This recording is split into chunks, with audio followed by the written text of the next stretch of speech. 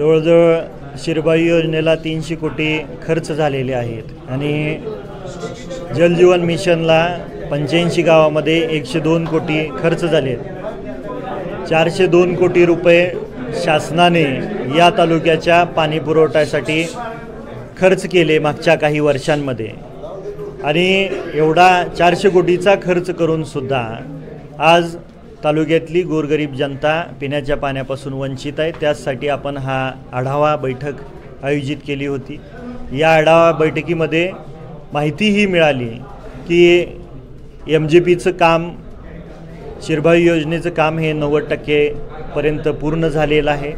ते लवकरात लवकर योजना चालू होण्याच्या मार्गावरती आहे। आपण सर्वजण, मी असेल, जिल्हाधिकारी, कलेक्टर साहेब असतील किंवा संबंधित पाटील साहेब इंजिनियर आहेत, आम्ही सर्वजण प्रयत्न करतोय आणि उरलेल्या जलजीवन मिशनच्या 85 गावातल्या त्या कामांमध्ये सदरचं काम बऱ्याचशा गावांमध्ये निकृष्ट झालेलं आहे।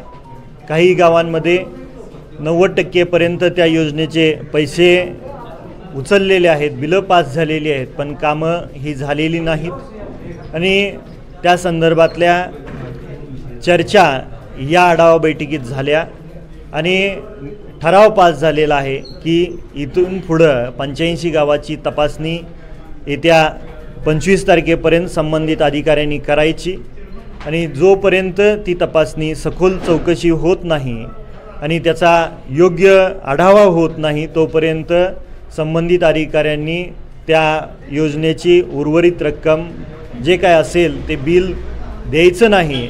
आणि आपण तालुक्याच्या वतीनं मुख्यमंत्री देवेंद्रजी फडणवीस साहेब आणि पाणीपुरवठा मंत्री माननीय गुलाबराव पाटील साहेब यांना तालुक्याच्या वतीनं लोकप्रतिनिधी या नात्याने आपण मागणी करणार आहोत की या जलजीवन मिशनमध्ये जी काही संबंधित अधिकारी असतील, संबंधित ठेकेदार असतील, एवढा खर्च करून सुद्धा कामं वेळेत पूर्ण होत नाहीत। उन्हाळा येऊन ठेपलेला आहे आणि अशा परिस्थितीमध्ये सरकारचे कोट्यावधीचे पैसे खर्च करून गोरगरीब वाडी वस्तीवरची जनता पिण्याच्या पाण्यापासून वंचित आहे।